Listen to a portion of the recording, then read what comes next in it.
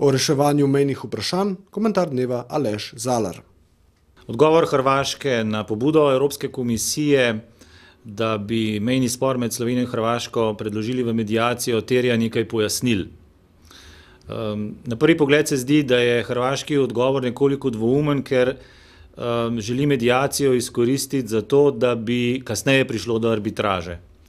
Zato je prav, da se razlikuje med mediacijo kot samostojnim postopkom reševanja spora in arbitražo kot samostojnima drugačnim postopkom.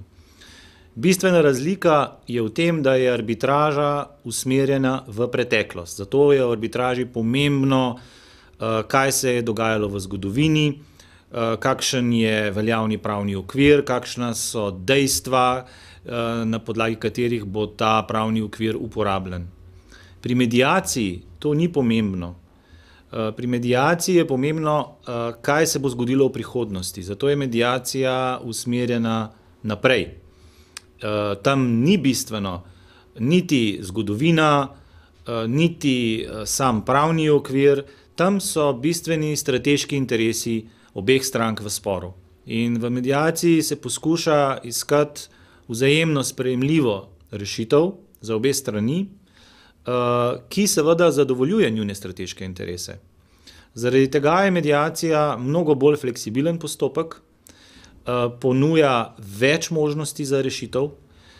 Pogosto se zgodi, da se stranke v mediaciji dogovorijo nekaj, česar ima nobeno sodišče, nobena arbitraža ne bi mogla prisoditi.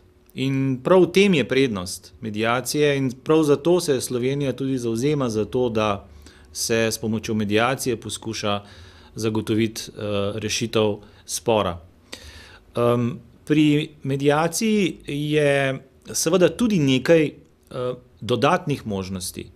Naprimer, mediatorji lahko samo posredujejo, kar pomeni, da pomagajo obema stranima, se ločeno sestajajo najprej z eno, potem z drugo, sami presodijo, kaj bodo nasprotni strani odkrili v zvezi z informacijami, ki so jih pridobili v teh ločenih srečanjih, in na ta način poskušajo pomagati strankam, da pridejo do kompromisa.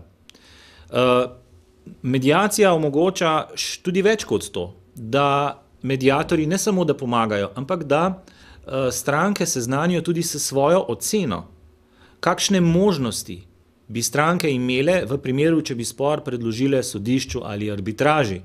Na ta način poskušajo strankam omogočiti, da razumejo, kakšna tveganja sprejemajo, če se spor predloži nekomu, ki razsoja.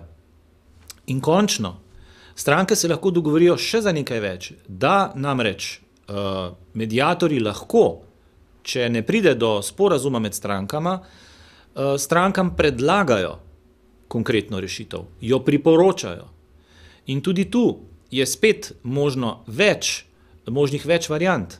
Ena od njih je ta, da se stranke vnaprej zavežejo, da bodo tak predlog ali tako priporočilo upoštevale, da bo torej pravno zavezujoč in v tem primeru postane rešitev pravzaprav arbitražna odločba, ki jo izdajo mediatorji v vlogi ad hoc arbitrov.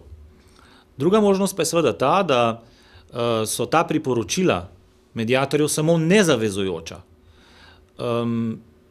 Glede na to, da gre za meddržavni spor, bo morda prišla v poštev možnost, da se obe strani zavežeta, da bosta sprejeli priporočila mediatorjev kot politično zavezujoča in ne kot pravno zavezujoča.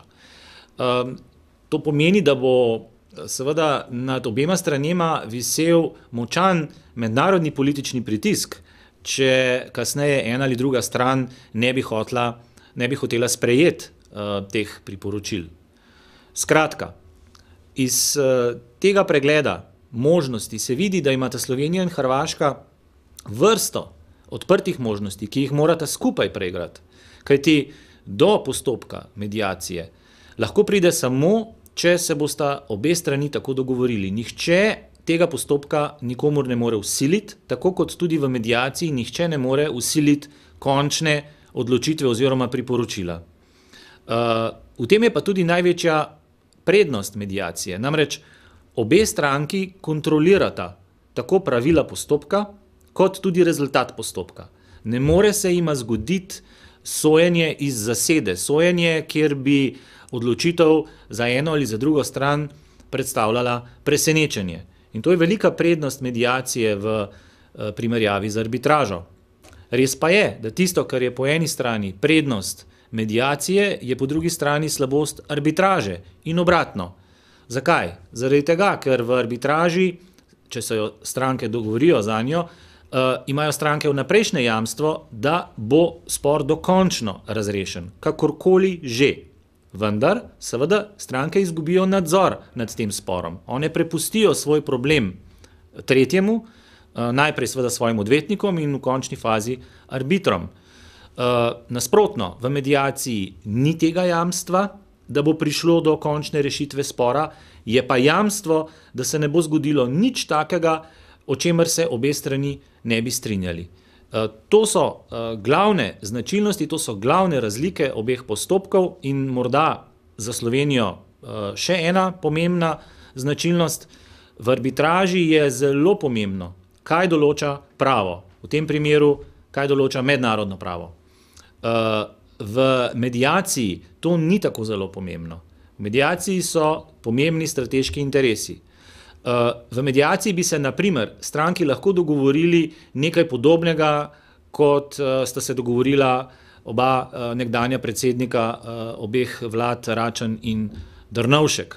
Medtem ko v arbitraži nekaj takega, kot je bil sporazum Drnovšek-Račan, nikoli ne bi moglo biti prisojeno. Tam bi se striktno uporabilo mednarodno pravo, potegnila bi se razmejitvena črta, brez dimnikov, brez koridorjev, brez morda tudi kakšnega posebnega režima za ljudi, ki živijo na obeh straneh meje. In tudi to je za obe državi lahko pomembna vzpodbuda, da se osredotočita na reševanje spora v mediaciji.